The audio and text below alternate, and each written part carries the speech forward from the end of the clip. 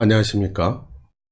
오늘은 여러분들께 새로운 인물을 한 사람 소개하겠습니다. 소개할 사람은 왕하오라는 사람인데요. 이 사람은 중국 상해에서 태어난 사람인데 북경대학에서 공부를 했고요. 영국에 유학을 해서 세인트 앤서니라는 대학에서 국제관계로 박사를 취득한 사람입니다. 그리고 이 사람은 거기에서 영국 국적을 취득을 해서 중국인으로부터 영국인이 됐고요. 홍콩에 와서 주로 금융계통에서 일을 했습니다. 그리고는 2015년부터는 타이완에서 주로 활동을 하고 있는 그런 사람입니다. 이 사람은 중국 대륙의 정서에 기본적으로 통하고 서방 세계에서 배웠거니와 타이완에서 생활하면서 나름대로 글로벌한 시각과 무엇보다도 균형 감각이 뛰어난 그런 안목을 가지고 있어 보입니다. 저는 전부터 이 왕하오라는 사람의 견해가 상당히 독창적인 면이 있으면서 통찰력이 있다고 느껴져서 항상 주위에서 좀 보고 있었는데요. 이 사람이 최근의 미중 관계에 대한 나름의 해석을 했고 또 그 해석에 입각해서 앞으로의 전망을 조심스럽게 한 것이 있는데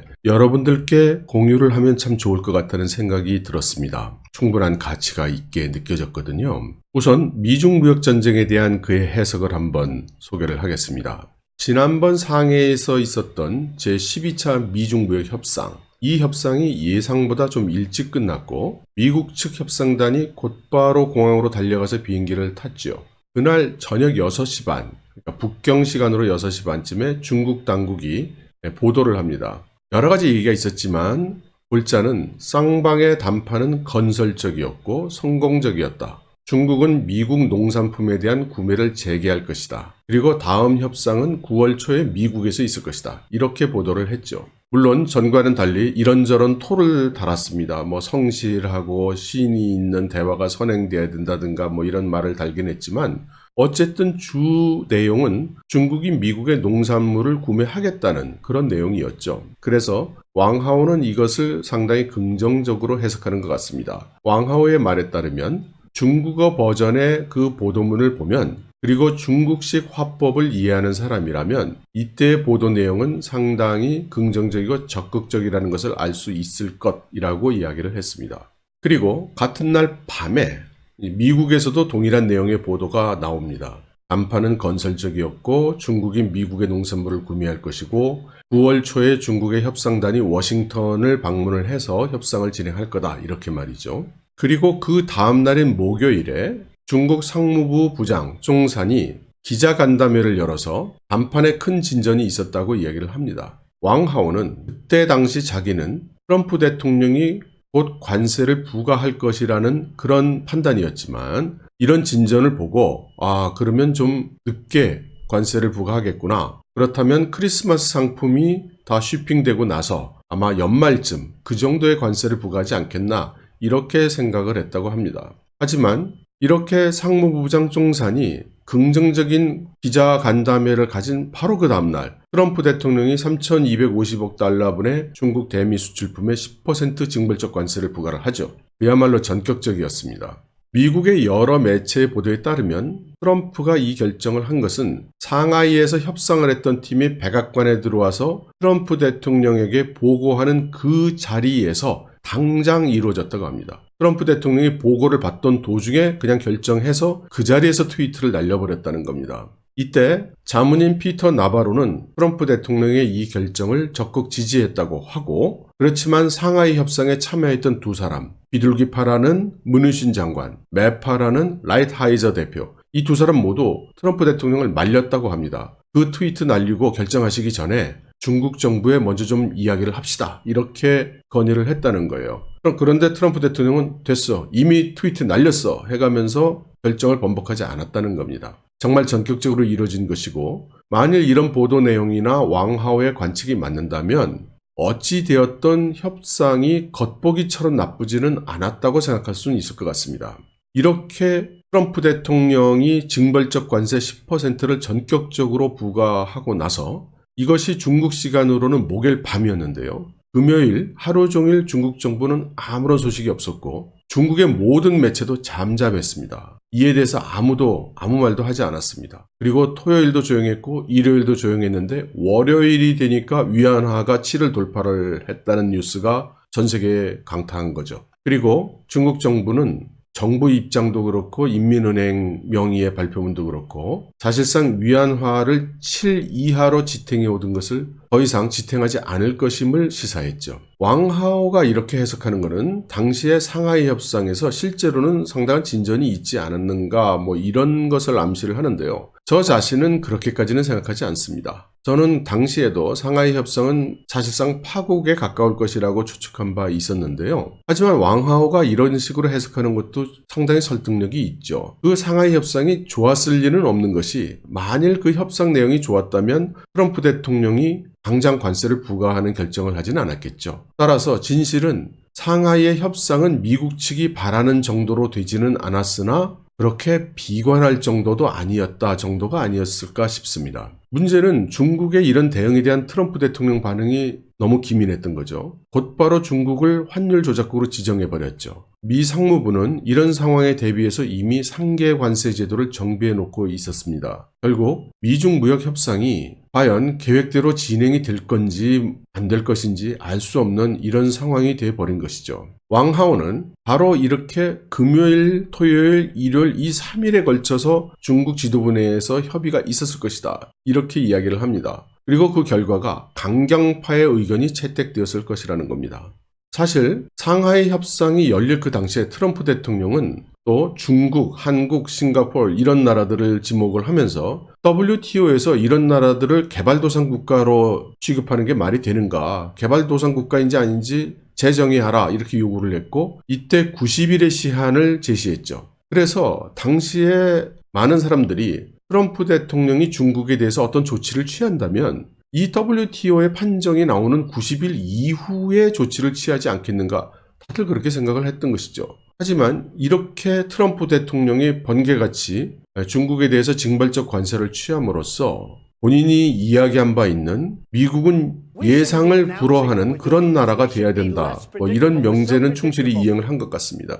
그렇지만 트럼프 대통령의 이러한 행동 양식은 우방 국가들마저도 트럼프 대통령이 무슨 말을 하면 그 말을 곧이곧대로 믿을 수 있는지 또 어떻게 번복이 되는 건 아닌지 다른 의미가 있는 건 아닌지 이렇게 해석이 분분해졌고 더군다나 중국, 체면을 중시하는 전통의 나라 그리고 국가 지도자의 존엄성이 매우 중요한 이런 중국에서 시진핑 주석이 트럼프 대통령에게 이런 꼴을 당한 것은 국내에는 상당히 체면을 잃은 것이라 할 수 있습니다. 한 번도 아니고 여러 차례 체면이 손상됐다고 할 수 있죠. 그래서 시진핑 주석은 이미 중국 내부에 대해서 대미 태도에 대해서 이렇게 저렇게 이야기할 여지가 별로 없어진 것 같이 보입니다. 왕하오는 그래서 이제 중국과 미국 그리고 시진핑 주석과 트럼프 대통령 사이에는 상호 쌍방 간의 신뢰를 모두 상실했다. 이미 이렇게 이야기를 합니다. 그래서 더 이상 협상은 어려울 것이고 협상이 좋은 결말을 가져올 수도 없을 것이다. 간단히 말해서 협상은 이루어지지 않을 것이다. 이렇게 보고 있습니다. 그러니 왕하오는 중국이 이제 대미 강경 그리고 대외 강경으로 나갈 것이라고 관측을 합니다. 그런 맥락에서 목전에 점점 악화되고 있는 홍콩 문제에 대해서도 지금까지는 미국과의 무역 협상이라든가 대미 관계가 어떻게 조정되는가를 기다려서 조치를 취할 것으로 생각이 됐지만 또 그런 의미에서 홍콩의 자유무역항으로서 국제무역센터로서의 가치 등을 생각해서 강경 진압을 한다는 것은 생각하지 않고 있지만 이제 미국과 결별의 수순이 고려되어야 하는 상황이라면 강경 정책을 시행할 가능성이 높다. 이렇게 왕하오는 판단을 합니다. 이미 광동성, 심천에 많은 병력과 무장경찰이 모여 있다고 하죠. 또 최근에는 2만 명 정도의 무장경찰이 매일같이 시위를 진압하는 훈련을 하고 있다는 뉴스가 나오고 있습니다. 또 일부 인터넷 매체에서는 이미 홍콩에 중국 대륙의 특무대원들이 홍콩 경찰의 제복을 입고 들어가서 일하고 있다. 이렇게 이야기도 하고 있습니다. 사실인지 여부는 아직 확인되진 않았죠. 그런데 저는 이런 식으로 상황이 돌아간다면 우리가 좀 관심을 가져야 할 것이 대만 상황이라고 생각을 합니다. 대만은 지금 내년에 총통선거를 하기 때문에 지금 이미 나라 전체가 대선 모드입니다. 문제는 대만의 총통선거라는 것이 단순하게 대만이라는 한 나라만의 문제가 아니라는 데 있습니다. 우리가 대만의 동향에 좀 주의를 해야 되는 이유는 대만의 정치 풍향은 양안 관계에서 굉장히 중요하고 양안 관계의 변화는 곧바로 동북아 정세에 변화를 주기 때문입니다. 동북아 정세에 변화를 준다는 것은 우리의 대중관계, 우리의 대북관계, 그리고 어쩌면 우리의 대미관계도 영향을 주는 것이죠. 잘 아시는 분도 많겠지만 혹시 싶어서 좀 기본적인 것부터 좀 설명을 드리면 대만의 기본정당은 대륙에서 공산당과 싸우다 져서 대만 섬으로 넘어온 국민당, 그리고 국민당의 철권 통치에 반발하여 주로 그전부터 대만에 살고 있던 사람들을 중심으로 만들어진 민진당, 이 두 개의 정당이 대치하고 있죠. 그리고 성향으로는 국민당은 보수 성향이고 민진당은 진보 성향이죠. 원래는 그 장개석 총통이 대만으로 온 다음에 그 총통직위를 아들인 장경국 총통이 이어받고 그것을 다시 처음으로 대만 내성인 출신인 리등호이 총통한테 넘어가게 됩니다. 그런데 그 다음 총통 선거에서 야당이었던 민진당의 줴세비엔이라는 사람이 이제 총통이 되죠. 하지만 줴세비엔 씨가 총통이 된 다음에 대만이 그렇게 조용하진 않았습니다. 결국 여러 가지 사건도 있었고 그 다음번에는 다시 정권이 국민당 마잉조 총통에게 넘어가게 되죠. 국민당 마잉조 정권도 그렇게 썩 잘 대만을 이끈 것은 아니었던 것 같습니다. 그 다음 선거에선 다시 민진당의 패배해서 민진당의 차잉원에게 총통 자리가 넘어가게 되죠. 그래서 현재의 대만 총통은 차잉원 총통입니다. 그렇지만 대국적인 견지에서 보면 국민당 일당 통치 체계로부터 이렇게 민주화가 점점 진행돼서 발전해 온 것으로도 볼 수가 있습니다. 단지 민주화가 진행이 되면서 양당 간의 갈등이나 양당 간의 상호 비판이 심해지니까 어느 한 정권도 아주 힘있게 정책을 추진하지 못하는 것입니다. 그래서 많은 일들이 빨리빨리 진척이 안 되고 또 더군다나 눈앞에는 중국 대륙이라는 큰 세력이 있는데 대만의 희망이 점점 안 보이는 듯 했죠. 그런데 최근에 새로운 인물들이 나옵니다. 한 사람은 민진당의 여러 가지 구태에 불만을 느끼고 민진당에서 탈당을 한柯원저라는 사람입니다. 이 사람은 심하지는 않지만 발달장애가 있는 사람입니다. 하지만 지능은 굉장히 높아서 대만 의대병원의 원장을 지낸 그런 엘리트라고도 할 수 있습니다. 하지만 그 발달장애가 있어서 복잡하게 이야기를 하면 잘 못 알아듣습니다. 아주 직선적으로 얘기를 해야만 알아듣는 사람이고요. 본인도 자기 속마음을 감추지 못합니다. 생각하는 것을 그대로 직사포로 이야기하는 사람이죠. 그런데 바로 이렇게 복잡한 이야기는 못 알아듣겠고 간단히 이야기해야 되고 또 본인의 생각을 감추지 않고 그대로 이야기하는 이것이 대만 사회에 크게 어필을 해서 상당한 지지를 받고 있습니다.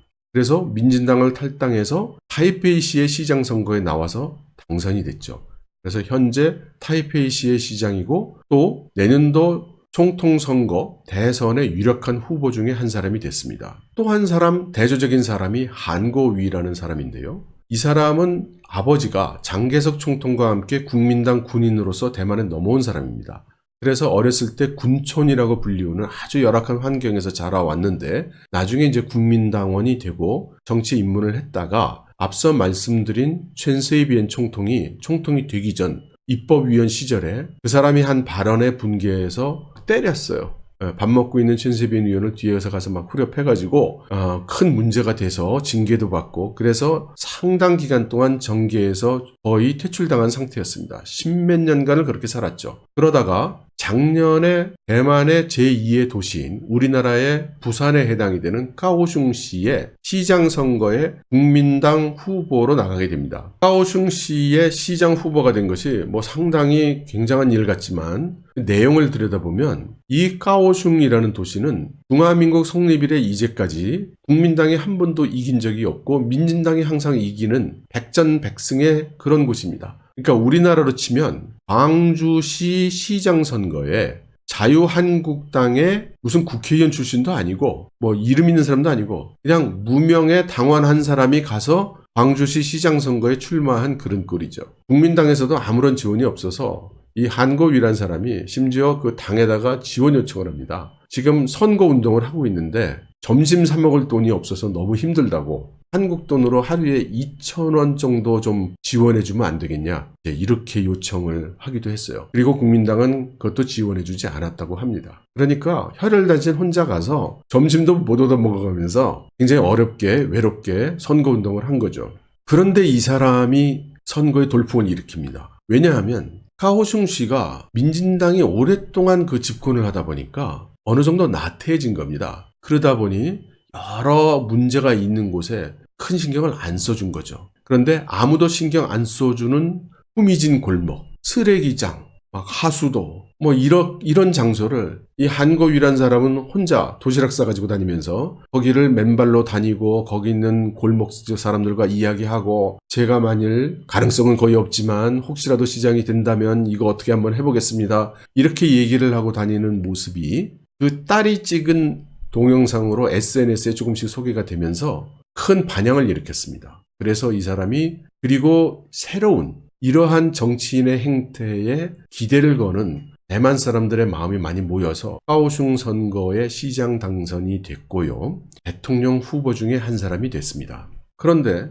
한거위 같은 사람의 부상은 기존의 국민당에서 권력을 장악하고 있는 사람들 입장에서는 꼭 기분 좋은 일은 아니었던 것 같습니다. 그래서 새로운 인물이 또 나타나는데요. 그것이 바로 대만 최대 재벌 중에 한 사람인 홍하이 그룹의 구어타이밍입니다. 이 사람은 우리나라에는 폭스콘 회장으로 잘 알려져 있죠. 아이폰을 실제 제조, 조립 생산하는 회사가 바로 이 폭스콘이니까요. 이 사람은 중국에 엄청난 자산을 가지고 있죠. 또 미국에도 그 공장을 만들고 트럼프 대통령과도 왔다 갔다 하는 사이입니다. 그래서 구어타이밍은 나는 중나나에, 그러니까 중국 지도부와도 잘 통하고 트럼프 대통령과도 아주 잘 통하는 사람이라고, 나야말로 대만의 앞길을 타개할 수 있는 사람이다, 이래가면서 국민당 쪽 대선 후보로 지금 나왔습니다. 그런데 중국 공산당과 밀접한 관계에 있다는 것이 이게 장점이 되기도 하지만 또 상당한 우려를 낳는 사안이기도 해서 지금 대만 사람들은 약간 혼란스럽죠.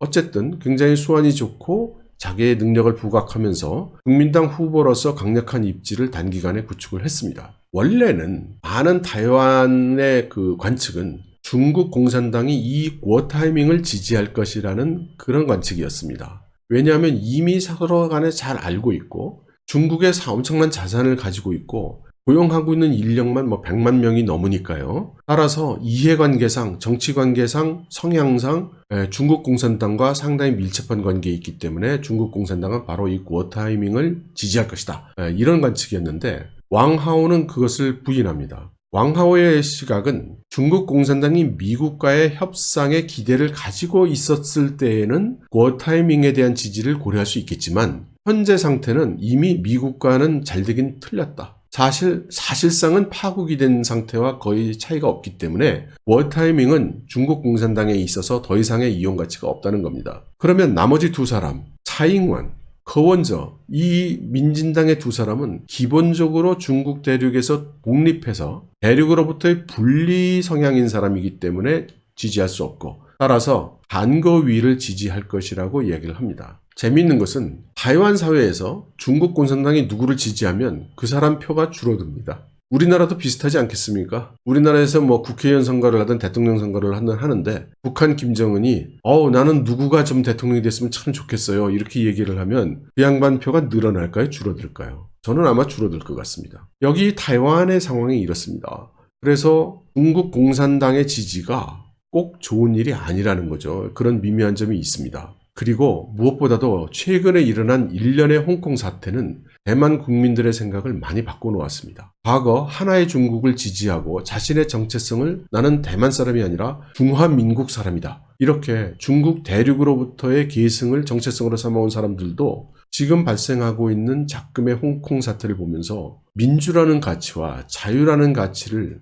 상실할 수는 없구나, 이제 이런 생각을 하게 된 것이죠. 이러한 그 변화는 당연히 민진당의 현 총통인 차잉원 총통에게 가장 유리합니다. 그래서 차잉원 총통은 보다 적극적으로 미국의 구애를 하고 있고 중국 공산당이나 양안 통일 세력에 대해서는 적대감을 자꾸 나타내고 있습니다. 또 미국이 중국의 군사적인 압박과 포석을 진행함에 있어서 기꺼이 적극적으로 미국을 지원하고 있죠. 미국도 타이완의 이런 움직임이 절대 자기에게 해롭지 않죠. 그래서 대량의 첨단 무기 판매를 진행 중이기도 하고요. 미국의 신임 국방장관인 마크 에스퍼가 아시아에 중거리 미사일을 배치할 것이라고 하는데 과연 어디가 될지가 초미의 관심사이죠. 중국은 이미 어디에 갖다 놓든 갖다 놓기만 되면 우리 중국과는 정말 한번 해봐야 될 거라고 으름장을 놓고 있고, 러시아도 마찬가지로 어디든 이 중거리 미사일을 가져다 놓으면 우리 러시아 핵 미사일의 타격 대상이 될 거다, 이렇게 경고를 하고 있죠. 우리나라 정부는 이미 부정적 입장을 밝혔는데 미국 정부의 입장이 아직 묘한 상태입니다. 일본도 지금 어떤 보도도 하고 있지 않죠. 그래서 현재 가장 가능성이 높아 보이는 것이 타이완입니다. 차잉원 총통의 최근 행보를 보면 미군의 중거리 미사일을 타이완에 배치하는 것에 대해서 반대하지 않을 가능성이 높아 보이고, 어쩌면 보다 적극적으로 아예 미군이 들어와서 미사일 기지를 운영하라라고 할 수도 있을 것 같습니다. 타이완 입장에서 미군 기지가 타이완에 들어온다면 그것은 곧바로 타이완의 안보가 보장되는 효과라고 생각을 할 수 있으니까요. 하지만 그렇게 되면 중국 공산당 입장에서는 이것은 선전포고나 다름이 없는 그런 상황으로 여겨질 것입니다. 그렇게 되면 그 다음 스텝은 전쟁이 될 수 있죠. 그리고 어쩌면 트럼프 대통령은 그런 군사적 사태가 발생하는 것을 원할지도 모르겠다는 생각조차 듭니다. 여러분, 감사합니다.